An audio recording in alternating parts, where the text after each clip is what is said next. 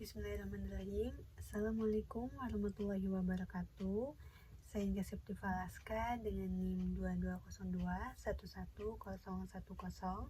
Sini saya ingin membahas mengenai bab 2 dari kebijaksanaan komunikasi ke perencanaan komunikasi.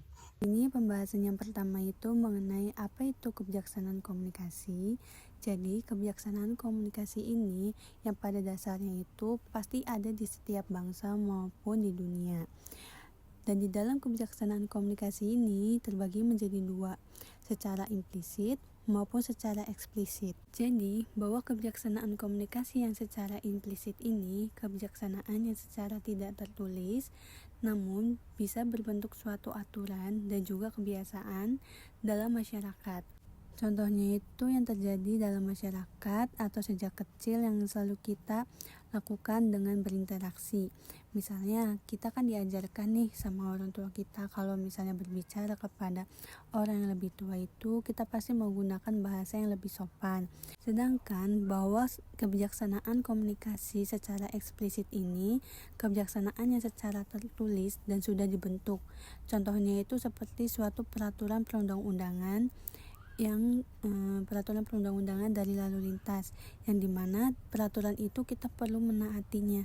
Selanjutnya ada pengertian dari kebijaksanaan komunikasi menurut UNESCO 1978. Jadi kebijaksanaan komunikasi adalah kumpulan dari prinsip-prinsip dan norma-norma yang dibuat atau disusun untuk memberikan pedoman terhadap perilaku sistem-sistem komunikasi. Selanjutnya ada tujuan kebijaksanaan komunikasi. Yang pertama, mencapai suatu iklim kesamaan.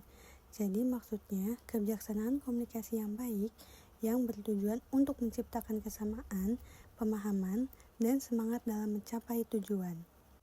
Misalnya dalam konteks internal, kebijaksanaan komunikasi yang akan membantu menyatukan visi dan misi pembangunan di antara berbagai pihak.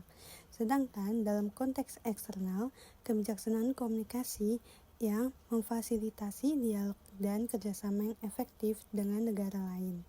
Tujuannya untuk membangun saling pengertian dan memperkuat hubungan yang baik. Selanjutnya, mengoptimalkan pendayagunaan sumber daya komunikasi untuk mendorong terjadinya peningkatan kesejahteraan bangsa secara terencana dan sistematis. Yang selanjutnya ada informasi dapat dikemas dan disebarluaskan.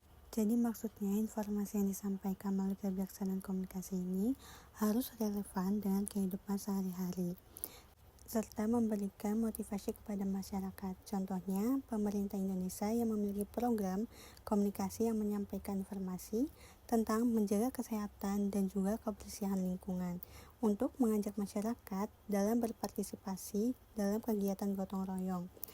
Yang selanjutnya membantu dalam koordinasi kerjasama.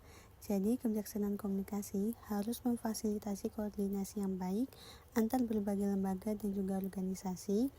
Selain itu, kebijaksanaan komunikasi juga harus mendorong partisipasi aktif masyarakat dalam proses komunikasi. Dan tujuan yang terakhir, memformulasikan kebijaksanaan komunikasi dengan mengikutsertakan semua lembaga. Maksudnya, dengan adanya tujuan ini untuk mencegah duplikasi kerja. Selanjutnya di sini akan membahas mengenai formulasi kebijaksanaan komunikasi. Jadi formulasi kebijaksanaan komunikasi ini terbagi menjadi 3. Yang pertama ada eksekutif, legislatif, dan badan perencanaan sosial dan ekonomi. Dalam ketiga unsur ini biasanya akan saling bekerja sama untuk menciptakan kebijaksanaan komunikasi yang efektif dan relevan dengan kebutuhan masyarakat. Contohnya misalnya dalam badan perencanaan sosial dan ekonomi ini akan membuat literasi digital karena melihat bahwa masyarakat ini tuh perlu untuk memiliki keterampilan dalam literasi digital yang baik.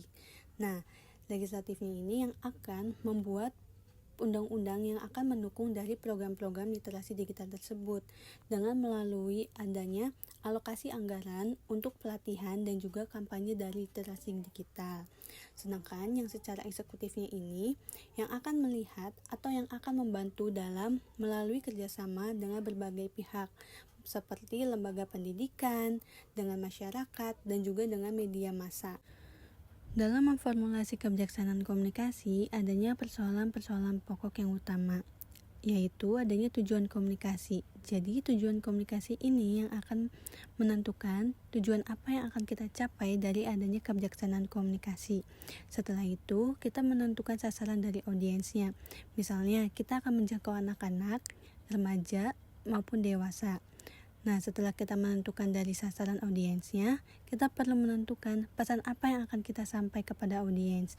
Bagaimana cara kita untuk menyampaikan pesan yang mudah dipahami dan relevan sehingga dapat memiliki pesan yang positif.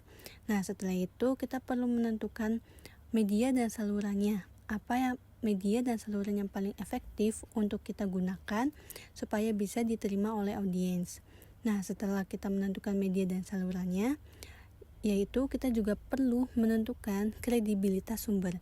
Jadi, kredibilitas sumber ini siapa yang akan menyampaikan pesan kepada audiens dan mereka itu yang akan memiliki suatu reputasi yang baik di mata publik. Nah, setelah kita menentukan tujuan, sasaran, pesan, media, dan kredibilitas, tentunya dalam kebijaksanaan komunikasi ini terdapat suatu umpan balik yang kita dapatkan dari audiens. Setelah semuanya sudah ditentukan, yang terakhir itu adanya anggaran dan sumber daya.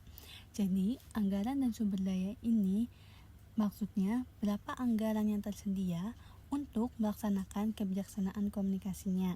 Apakah kita memiliki sumber daya manusia yang cukup, teknologi yang cukup, dan waktu yang cukup. Karena anggaran dan sumber daya ini akan memastikan kebijaksanaan komunikasi dapat dilaksanakan dengan baik ketika anggaran dan sumber dayanya yang cukup.